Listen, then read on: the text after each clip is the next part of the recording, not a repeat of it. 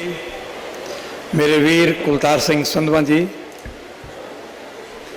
ज्ञानी केवल सिंह जी, संत बलबीर सिंह जी, कान सिंह पन्नू, गोपी चंद बाजा, नूरपुर जी, विजय बंबेली और तमाम इस सभा बैठे हुए और साथी, बहुत खुशी की गल है। मैं बीबी जी नूं 2005 से कहना शुरू किया सी, भगत जी का जन्मदिन ना 4 जून को, तो 5 को इन्वायरमेंट डे होंगे। तो मैं एक आर्टिकल लिखा सी बहुत पुराना 2006 लिखा सी, 5-6 सी, पंजाब तलाशे अपना पर्यावरण दिवस। तो मैं वो क्या सी, असी भगत पूरण सिंह जी के जन्म दिहाड़े को पंजाब वातावरण दिवस ऐलानीए, वो साडा हो गया। ये जो भैन जी वैसे कह गए ने, डॉक्टर साहब कह गए ने, यह अखौती वातावरण दिवस है, इसका कोई रिश्ता नहीं, क्योंकि जिन्होंने दिता है उन्होंने वो कुछ किया नहीं, और यदा कोई रिश्ता साडे वातावरण नाल, साडे ऋतु चक्र के नाल किसी भी ढंग है नहीं वैसे तो। पर जो असी वातावरण दिवस ही मनाना है, घट्टो घट्ट असी भगत पूरण सिंह जी के जन्मदिन को मनाइए, और वो मनाने हाँ तो भगत जी ने तो 1927 तो वातावरण की गल करनी शुरू करती सी। 1927 की उन्होंने लिखतां मिलदियां ने, जिहड़ियां लिखतां जिहदे विच वो वातावरण की गल कर रहे हैं, और जिहड़ी गल उन्होंने बाद के उन्होंने लेखन जो आप देखते हैं वो पैसटीसाइड की, रे स्प्रे की, कुदरती खेती की गल, पानी की गल, सारिया गल्लां भगत जी जी कर रहे हैं। धरती मां नूं भुखिया ना मारो, यह भगत जी ने कहा। मैनूं लगता है अच्छी गल है कि ऐतकी बीबी जी ने फैसला किया कि भगत जी का जन्म दिहाड़े के नाल जोड़ के वातावरण दिवस आपां भगत जी को समर्पित करके वातावरण दिवस मना रहे हैं। अच्छी गल। 2-3 गल्लां ने। पहली गल तो क्या है, यह वातावरण दिवस मना रहे हैं तो क्या वैसे तो कह गए ने पन्नू साहब कि हनेरियां भी चल रही ने, दीवे भी बल रहे हैं, पर मैनूं फिर भी लगता है कि कुछ चीज़ों का विचार तक कर ही लेना चाहिए, और उन्होंने चीज़ों जिन्होंने विचार करना है। अगर मैं कहां कि असी अपने वातावरण के कम के लिए अपने आस पास तो अगर प्रेरणा लेने, अज के तलाबां की गल चल रही है। यह अमृतसर जिले 2003 के एक सर्वे किया सी, मैं मेरे नाल बाकी भी टीम सी साड़ी उन्होंने खेती विरासत की। 2003 असी इत्थे बोपा राय कला पिंड हैगा, पन्नू साहब इत्थे हैगा ना बोपा राय कला, है ना। और बोपा राय कला दे विच अड्डर सी तालाब लभ रहे सी। इत्थे तालाब तो जिहड़े बिल्कुल बॉर्डर ते जिहड़ा हैगा पिंड, उत्थे भी देखे। बोपा राय कला पिंड की एक जिहड़ी कहानी मैनूं पता लगी उदों, और मैं शेयर करांगा। कुछ लोग उस पिंड के भी हो सकते हैं, उन्होंने ज़्यादा खोजबीन कर सकते हैं।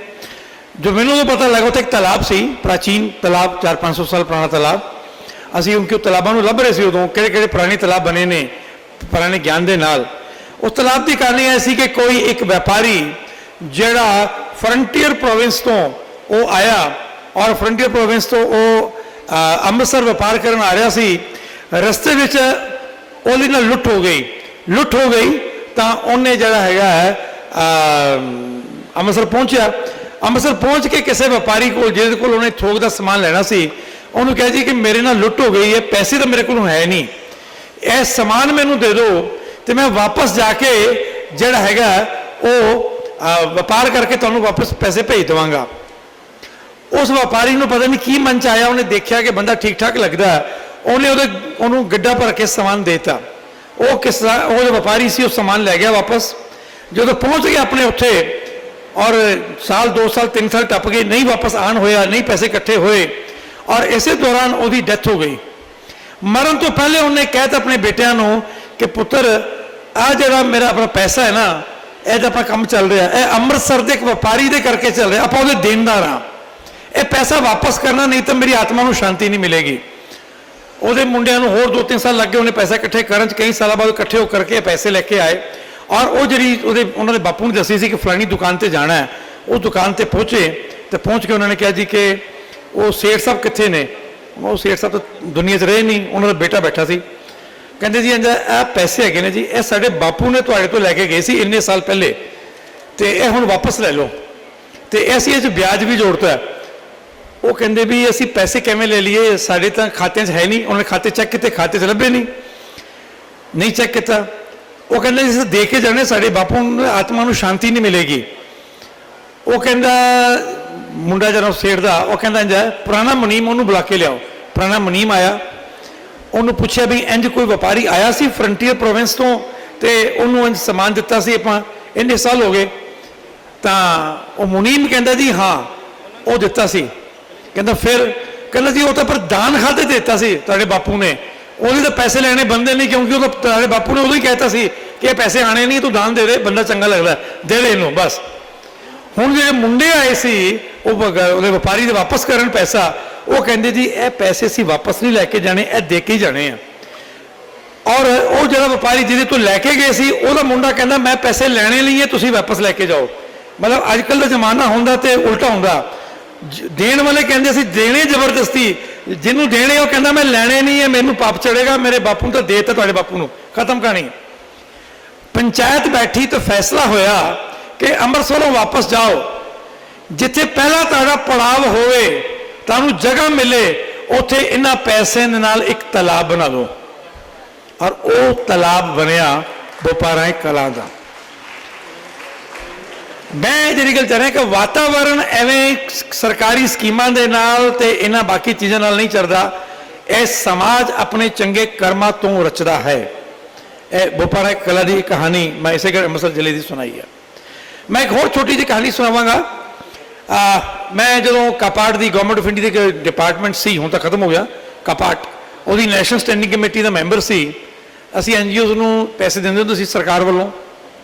तो उत्तराखंड जिहड़ा हैगा, उत्तराखंड च एक पिंड है उफरे खाल, उत्थे जो मैनूं जानकारी मिली कि पहाड़ ते जंगल और पानी का काम बड़ा महान काम होया, और जानकारी मैनूं पहले तो सी, पर मैं मैंबर बनने तो बाद उत्थे विजिट किया सारा, तो मैनूं लगा हिमाचल और जम्मू कश्मीर की NGOs, हरियाणा वाली NGOs हैंड पंप लगाने का बड़ा पैसा मंगदियां ने। मैं कहा यार हैंड पंप कोई कम्मा चो कम है, कोई रचनात्मक काम करो।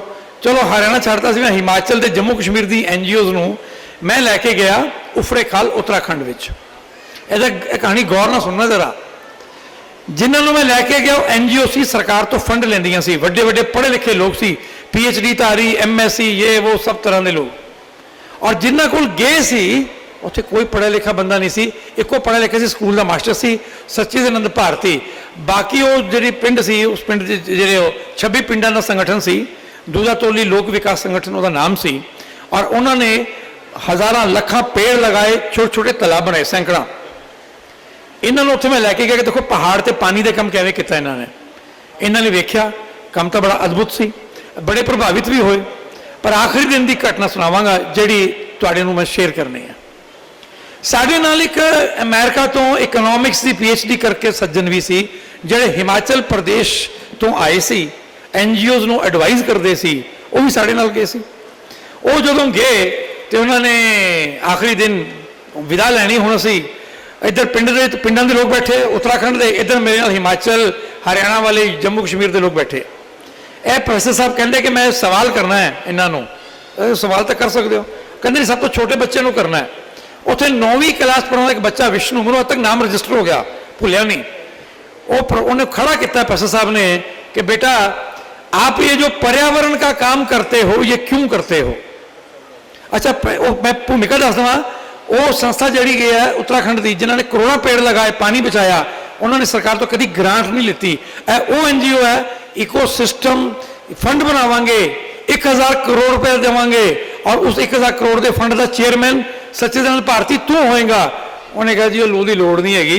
तो वो जी मैडम सी, मैडम लिंडा FAO की, उन्हें बड़ा इंसिस्ट किया। वो कहता जी 10,000 रुपये दे जाओ। वो कहती क्यों।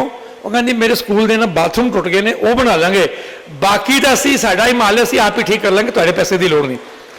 वो संस्था सी, उसकी बैकग्राउंड सी। उत्थे जो विष्णु नूं खड़ा किया उन्होंने, और 9वीं क्लास का बच्चा, तो 9वीं क्लास के बच्चे ने पूछा ये पर्यावरण का काम करते हो ये क्यों करते हो। विष्णु ने क्या, मैनू ना पोस्टर याद है, भूलता नहीं, वो इंज करता पर्यावरण का काम, वो तो हम करते नहीं जी। दोनों हाथों पेंट की जेबा, मैंने कहा बेटा हाथ तो निकालो पेंट से, बताओ। कहते हम पर्यावरण का काम नहीं करते। फिर प्रोफेसर साहब ने क्या, वो कहते आप ये जो जंगल लगाते हो, तालाब बनाते हो, चाल बनाते हो, खाल बनाते हो, ये पर्यावरण का काम है।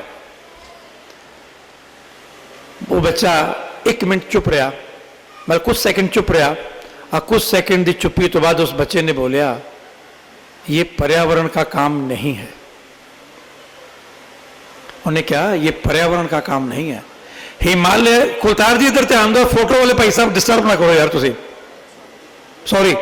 हाँ, गल जरूरी हो, गल हो, हाँ बात करा जाए। उस बच्चे ने कहा ये पर्यावरण का काम नहीं है, ये हिमालय देवता है, हम देवता का काम करते हैं बस। और वो जेडे प्रोफेसर साहब ते जेडे मेरे एनजीओ एक्सपर्ट सी, वो लेके गए हुए सी कि तुसी गवर्नमेंट तो फंड किवें लेना है, वह सिखाड़े सी। उन्हें कहा हिमालय देवता देवता का काम करते, होर कुछ नहीं है। और इस करके सचिदानंद भारती दे कोल, मैं तो कहना, मैं उसकी घटना सुनाना एक, लोग मेरे पुरानी बैकग्राउंड जानते हैं। जो मैं स्वदेशी पत्रिका का संपादक सी, तो मैं उदों के RSS के मुखी सुदर्शन जी ने कहा जी पानी का कम देखना जंगल च, कहते हाँ। मैं कहा चलो पहाड़ से लेके जाने। सुदर्शन जी चले मेरे नाल। जो उसे बीजेपी की गवर्नमेंट सी, बीजेपी के चीफ मिनिस्टर को पता लगा कि RSS का मुखी आएगा, वो तो सारे अगे पिछे होया कि सचिदानंद भारती का इंतजाम देखने वास्ते कि सुदर्शन जी जा रहे हैं। मैं 15 दिन पहले एक बार दौरा कर गया कितने कितने की होएगा। जो मैं पहुंचा उत्थे तो पता लग गया तो डिप्टी कमिश्नर और चीफ मिनिस्टर का OSD होर 2-3 सरकारी अफसर वो उत्थे आ गए। मैनू पता लगा ना चो, तो मैंने भारती ने क्या आपने मुख्यमंत्री को बुलाया कार्यक्रम में। मैं कहा नहीं, मैं तो जानता नहीं मुख्यमंत्री को, मैं क्यों बुलावांगा, मैं तो सुदर्शन जी को गया। भारती ने क्या उन्होंने OSD डिप्टी कमिश्नर को साफ तुम सब सुनना, उन्हें कहा जे चीफ मिनिस्टर को हमने बुलाया नहीं, अगर चीफ मिनिस्टर आएगा वो नीचे बैठेगा, स्टेज पर नहीं चढ़ाएंगे उसको। ये कार्यक्रम वातावरण का, ये हमारा कार्यक्रम है। और मैं कि जब नाल तो पोलिटिकल नहीं है। मुख्यमंत्री को अज कोई दस दे, मैं कहना कोई NGO होएगी, ये पता लगे कि मुख्यमंत्री आ रहा है, वो मना कर दे कि मुख्यमंत्री स्टेज नहीं बिठावांगे, थले बिठावांगे, दम चाहिए करने वास्ते काम च। मैं कहना चाहना यह जो इन्वायरमेंट की आप सारिया गल्लां कर रहे हैं, हाँ यह इन्वायरमेंट दी गल्लां खाली कर्म कांडां तो नहीं निकलनियां, एक तपस्या तो निकलने वालियां ने। और वो तपस्या की जी गल है, मैं लगता है कि वो कुछ अंदर उतरना पड़ेगा, कुछ अपनी परंपरा वाल जाना पड़ेगा। दूजा जो इन्वायरमेंट की सारी चीज़ हैगी है, मैं भी सब गल्लां आप कर रहे हैं। दो मैं कॉमन चीज़ा फड़ांगा। दो लोग होए ने ऐसे जिन्होंने इन्वायरमेंट से या इस पूरे मुद्दे पर काम कर रहे हैं। एक राजेंद्र सिंह पानी वाले मैग्सेसे अवार्ड जिन्होंने मिला, एक प्रोफैसर पवन गुप्ता मसूरी दे, जे IIT तो पढ़ के उन्होंने मसूरी काम शुरू किया।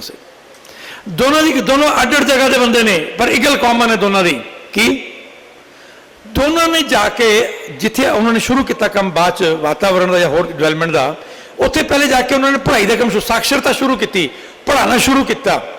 राजेंद्र सिंह उत्थे जाके साक्षरता पढ़ाता सी, थैला गल झोला गल च पा के, बस्ता गल च पा के लोगों को साक्षरता करनी सी। तो राजेंद्र सिंह ने एक दिन उत्थे मांगू नाम का काका, मांगू काका से, मांगू गुज्जर, उन्हें कहा इधर आ, कहाँ से आए हो? उन्होंने कहा जयपुर से। क्या करना है? उन्होंने कहा साक्षरता कर रहे हैं यहाँ लोगों को। साक्षरता से क्या होगा? मांगू काका को डंडा सी, वो बैठे थे टीले थे थोड़े देर, वो कहना कल तू अगर ये बस्ता लेके मेरे गांव में दिखा तो तुम्हारी टांगे तोड़ देंगे, ये तुम्हारी पढ़ाई हमको बर्बाद कर देगी, हमको ये पढ़ाई नहीं चाहिए, ले जाओ यहाँ से। राजेंद्र सिंह घबरा गया, नहीं क्या चाहिए फिर? ये पढ़ाई नहीं चाहिए, ये बंद करो। अगली स्टोरी मैं नहीं जा रहा। सेम पवन गुप्ता IIT तो पढ़ के गया कि मैं पिंडा का विकास करना है, वो जाके पढ़ा रहा बच्चे। और एक दिन उतों की माई ने क्या, इधर आ, ये जो तुम पढ़ा रहे हो ये तुम हमारे दुश्मन हो कि हमारे मित्र हो? वो कहता नहीं माता, मैं तो बच्चे पढ़ा रहा, मैं तो IIT तो पढ़ के आया, मैं तो नौकरी नहीं की कोई, मैं सेवा कर रहा। वो कहती तू जो बच्चे पढ़ाई करा रहे हैं ना, पढ़न तो बाद बच्चे ना रहणगे कॉलेज सॉरी ना रहणगे पिंड दे ना पिंड का कोई काम करनगे, इन्हां बच्चों तू यह पढ़ाई बंद करवा ना कर। सो बाबा जी क्या दो जरा, बाबा श्री अकाल।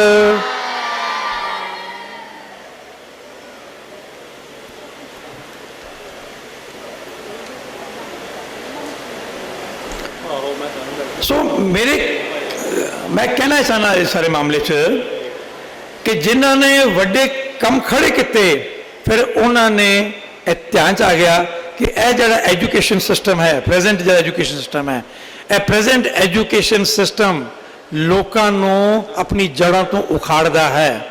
ਆਪਣੀ ਜੜ੍ਹਾਂ ਤੋਂ ਉਖੜੇ ਹੋਏ ਲੋਕ ਫਿਰ ਵਾਤਾਵਰਣ ਦੀ ਗੱਲ ਨਹੀਂ ਕਰਦੇ, ਫਿਰ ਉਹਨਾਂ ਲਈ ਖੇਤੀ ਧੰਦਾ ਬਣਦੀ ਹੈ, ਔਰ ਧੰਦੇ ਵਾਲੀ ਖੇਤੀ ਫਿਰ ਭਾਵੇਂ ਅੱਗ ਲਾਓ ਤੇ ਭਾਵੇਂ ਸਪਰੇਅ ਪਾਓ, ਫਿਰ ਜੋ ਮਰਜ਼ੀ ਕਰੋ, ਫਿਰ ਕਿਤੇ ਗੱਲ ਹੋਰ ਚਲੀ ਜਾਂਦੀ ਹੈ। ਮੈਂ ਦੋ ਤਿੰਨ ਗੱਲਾਂ ਦੇ ਬਾਰੇ ਧਿਆਨ ਦੇਣਾ ਚਾਹਾਂਗਾ। ਵਾਤਾਵਰਣ ਪਾਣੀ ਦੀ ਗੱਲ ਹੈ, ਪੰਨੂ ਸਾਹਿਬ ਨੇ ਵੀ ਗੱਲ ਕੀਤੀ ਹੈ, ਹੋਰ ਵੀ ਲੋਕ ਗੱਲ ਪਾਣੀ ਦੀ ਗੱਲ ਕਰਕੇ ਗਏ, ਵਿਜੇ ਬੰਬੇਲੀ ਜੀ ਕਰਕੇ ਗਏ ਹੈ। ਪੰਨੂ ਸਾਹਿਬ ਪੰਜਾਬ ਦਾ ਪਹਿਲਾ ਪਿੰਡ ਜਿਹਨੇ ਆਪਣੇ ਆਪ ਨੂੰ ਵਿਲੇਜ ਫॉर ਸੇਲ ਲਗਾਇਆ ਸੀ, ਆਪਣੇ ਆਪ ਨੂੰ ਵੇਚਣ ਤੇ ਲਾਇਆ ਸੀ, ਉਹ ਪਿੰਡ ਸੀ ਹਰਕਿਸ਼ਨਪੁਰਾ, ਜ਼ਿਲ੍ਹਾ ਬਠਿੰਡੇ ਦਾ। ਔਰ ਸਨ 2002 ਦੀ ਗੱਲ ਹੈ। ਪਿੰਡ ਨੇ ਕਿਹਾ ਅਸੀਂ ਦੀਵਾਲੀਆਂ ਹਾਂ। ਸੰਕਟ ਕੀ ਸੀ? ਪਾਣੀ। 2005 ਵਿੱਚ ਮਲ ਸਿੰਘ ਵਾਲਾ ਪਿੰਡ, ਜ਼ਿਲ੍ਹਾ ਮਾਨਸਾ, ਉਹਨੇ ਆਪਾਂ ਨੂੰ ਦੀਵਾਲੀਆਂ ਐਲਾਨ ਕੀਤਾ। ਕੁਲਤਾਰ ਜੀ ਨੂੰ ਯਾਦ ਹੋਏਗਾ, ਆਪਾਂ ਉੱਥੇ ਇਕੱਠੇ ਗਏ ਸੀ, ਕੁਲਤਾਰ ਜੀ, ਠੀਕ ਹੈ, ਔਰ ਰਜਿੰਦਰ ਸਿੰਘ ਵੀ ਨਾਲ ਸੀ ਆਪਣੇ। ਔਰ ਉਸ ਪਿੰਡ ਨੇ ਜੋ ਐਲਾਨ ਕੀਤਾ ਅਸੀਂ ਦੀਵਾਲੀਆਂ ਹਾਂ। ਸੰਕਟ ਕੀ ਸੀ? ਪਾਣੀ। 2010 ਵਿੱਚ ਮੁੱਲਾਪੁਰ ਸੰਦਾਰ ਸੀ, ਜ਼ਿਲ੍ਹਾ ਪਟਿਆਲਾ, ਰਾਜਪੁਰੇ ਦੇ ਕੋਲ, ਡੇਰਾਬੱਸੀ ਰਾਜਪੁਰੇ ਦੇ ਵਿਚਕਾਰ। ਸੰਕਟ ਕੀ ਸੀ? ਪਾਣੀ। ਔਰ ਬਾਅਦ ਦੇ ਵਿੱਚ ਫਾਜ਼ਿਲਕਾ ਦੇ ਪਿੰਡਾਂ ਨੇ ਆਪਣੇ ਆਪ ਨੂੰ ਡਿਕਲੇਅਰ ਕੀਤਾ, ਮਤਲਬ ਪਿੰਡ ਵਿਕਾਊ ਕਰਦਾ ਹੈ ਆਪਣੇ ਆਪ ਨੂੰ ਇੱਕ ਪ੍ਰੋਟੈਸਟ ਦੇ ਨਾਤੇ। ਸੰਕਟ ਕੀ ਸੀ? ਪਾਣੀ ਦਾ। ਸੋ ਮੈਨੂੰ ਲੱਗਦਾ ਹੈ ਇਹ ਪਾਣੀ ਦਾ ਸੰਕਟ ਨਹੀਂ ਹੈ, ਇਕੱਲਾ ਵਾਤਾਵਰਣ ਦਾ ਸੰਕਟ ਨਹੀਂ ਹੈ, ਇਹ ਸਭਿਅਤਾ ਦਾ ਸੰਕਟ ਹੈ। It is a civilisational crisis. ਅਸੀਂ ਉਹਦੇ ਅਲੱਗ-ਅਲੱਗ ਹਿੱਸੇ ਪਕੜ ਕੇ ਗੱਲਬਾਤ ਕਰਦੇ ਰਹਿੰਦੇ ਹਾਂ। ਇੱਕ ਸਿਵਲਾਈਜੇਸ਼ਨਲ ਕ੍ਰਾਈਸਿਸ ਹੈ, ਔਰ ਇਹ ਸਿਵਲਾਈਜੇਸ਼ਨਲ ਕ੍ਰਾਈਸਿਸ ਜਿਹੜਾ ਹੈਗਾ ਇਹ ਟੈਕਨੋਲੋਜੀ ਤੋਂ ਸੋਲੂਸ਼ਨ ਨਹੀਂ ਹੋਣ ਵਾਲਾ, ਇਹ ਸਪਿਰਿਚੁਅਲਿਟੀ ਤੋਂ, ਵੈਲਿਊ ਸਿਸਟਮ ਤੋਂ ਠੀਕ ਹੋਣ ਵਾਲਾ ਹੈ। ਟੈਕਨੋਲੋਜੀ ਉਹਦੇ ਵਿੱਚ ਇੱਕ ਛੋਟਾ ਹਿੱਸਾ ਰੋਲ ਅਦਾ ਕਰ ਸਕਦੀ ਹੈ, ਪਰ ਟੈਕਨੋਲੋਜੀ ਮੇਨ ਡਰਾਈਵਰ ਨਹੀਂ ਹੋ ਸਕਦੀ। ਅਗਰ ਟੈਕਨੋਲੋਜੀ ਮੇਨ ਡਰਾਈਵਰ ਹੁੰਦੀ ਤਾਂ ਪੰਨੂ ਸਾਹਿਬ ਤਾਂ ਗਵਾਹ ਨੇ ਉਸ ਚੀਜ਼ ਦੇ, ਪੰਜਾਬ 'ਚ ਸਭ ਤੋਂ ਜ਼ਿਆਦਾ ਮਸ਼ੀਨਾਂ ਜਿੱਥੇ ਵੰਡੀਆਂ, ਸਭ ਤੋਂ ਜ਼ਿਆਦਾ ਅੱਗਾਂ ਪਰਾਲੀ ਨੂੰ ਉੱਥੇ ਲੱਗੀਆਂ। ਜਿਨ੍ਹਾਂ ਕਿਸਾਨਾਂ ਨੇ ਅੱਗ ਨਹੀਂ ਲਾਈ, ਉਹਨਾਂ 'ਚੋਂ ਬਹੁਤ ਘੱਟ ਲੋਕ ਸੀ ਜਿਨ੍ਹਾਂ ਨੇ ਮਸ਼ੀਨ ਮੰਗੀ, ਮਸ਼ੀਨ ਲਿੱਤੀ, ਮਸ਼ੀਨ ਵਰਤੀ।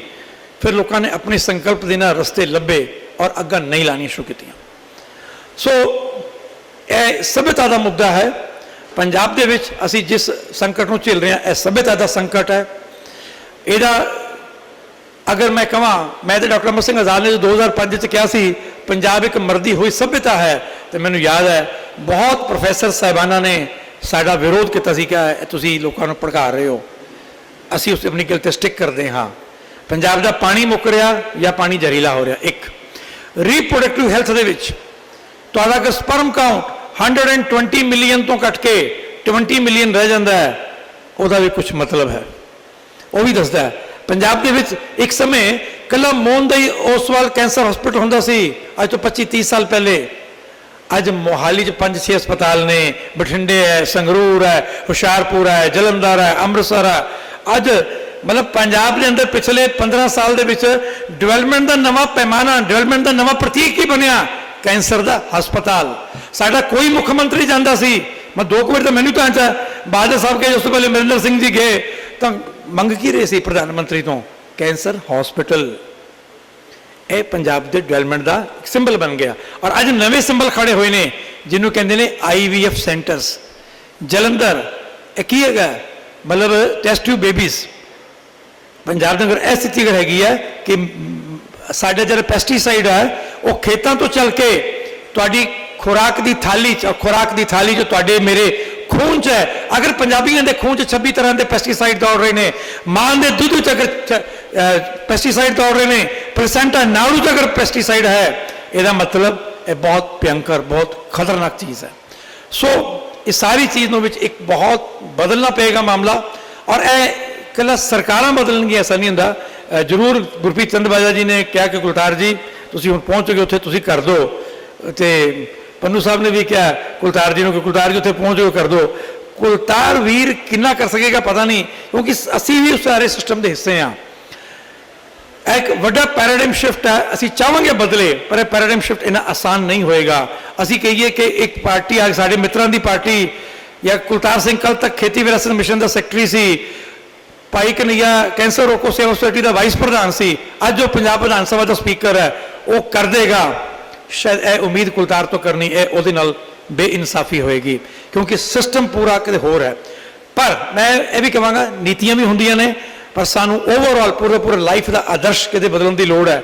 आखिरी गल कहांगा, बीबी जी ने कहा सी कि भगत जी दे कोल, मैं तो वेख्या भगत जी बरांडे सोंदे सी, उन्हां कोल कोई अपना ट्रंक नहीं सी, कोई अलमारी नहीं सी, और बीबी जी ने मैनू कच की अलमारी भगत जी दे एक या दो जोड़े और उन्हों का बाटा अजकल बीबी जी कोल है, वो वर्गा बाटा वो उत्थे पिया अलमारी च देखा, वही भगत जी की बिलोंगिंग सी। अपनी जरूरतां घटाणियां, शायद यह आदर्श होएगा। मैनूं लगदा असी जिस वातावरण के संकट च हाँ, वो वातावरण संकट कंजम्पशन सेंट्रिक है, वो एक्सप्लोटेशन सेंट्रिक है।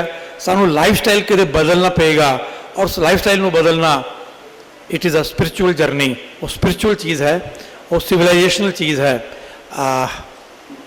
सैमीनारां दे नाल किन्ना कुछ होएगा पता नहीं, हाँ असर होंदा, जाग लगता है, पर शमशान वैराग्य वंगर गल ना होए। कबीर जी की गल कह के खत्म करांगा कि कबीर जी नूं मिलन कोई सज्जन चला गया तो कबीर जी घर नहीं सी, उन्होंने पत्नी ने कहा कबीर जी शमशान घाट गए ने, उत्थे चला जा, तो उन्हें कहा शमशान च जाके कबीर जी नूं लभांगा किवें, तो उन्हें उन्होंने पत्नी ने कहा कि उन्होंने सिर के पिछे एक प्रकाश है, ओरा है, ओज है, जिहदे सिर के पिछे प्रकाश दिखेगा वो कबीर होएगा। वो सज्जन शमशान घाट पहुंचे, उन्हें वेख्या सारिਆਂ ਦੇ सिर के पिछे प्रकाश सी, वो कहते तो सारी कबीर ने, सारे पहुंचे हुए ने। चलो संस्कार हो गया, लोग निकले उत्थों शमशान घाट चों बाहर निकले, तो बाहर निकलते निकलते अद्धियां दा पिछों ओरा गैब हो गया, अद्धा ओरा गैब हो गया, तो पिंड के कोल पहुँचते होरां दा भी घट गया। पिंड च एंटर किते तो इक्को ही बंदे दे सिर के पिछे ओरा रह गया। उन्हें जाके उन्होंने पैर फड़े कि तुसी कबीर हो, उन्होंने कहा हाँ कबीर हाँ। और तुहाडी पत्नी ने इंजन कहा सी, ए दसो ए प्रकाश सारे के सिर के मगर क्यों दिख रहा सी? कहते प्रकाश दिखता है संसार तो अनासक्ति लई, ए दिखता है ईश्वर को हमेशा बंदा याद रखना, 24 घंटे सिमरन करता, जो वो रब ने सुरत जोड़ी होवे, उदों प्रकाश प्रकाशित होंदा है। कहता शमशान घाट च उदों मुर्दा चल रहा सी, सारे उदों रब याद आ रहा सी, सारे उदों वैराग च सी, सारे उदों अनासक्त सी, तां उहदे करके सी। और जो जो बाहर निकलते गए तां संसार की आसक्ति उन्होंने घेरदी गई। सो इस सैमीनार दे विच इहनूं कहंदे शमशान वैराग्य। इस सैमीनार वैराग्य, सैमीनार प्रेरणा ना होवे कि बीबी जी ने बुलाया असी इत्थे आए हाँ, पकौड़े शकौड़े खावांगे, बाहर पका छकांगे, फिर बाहर जाके घर जाके भुल जावांगे, करना की है, ऐ ना होवे। धन्नवाद।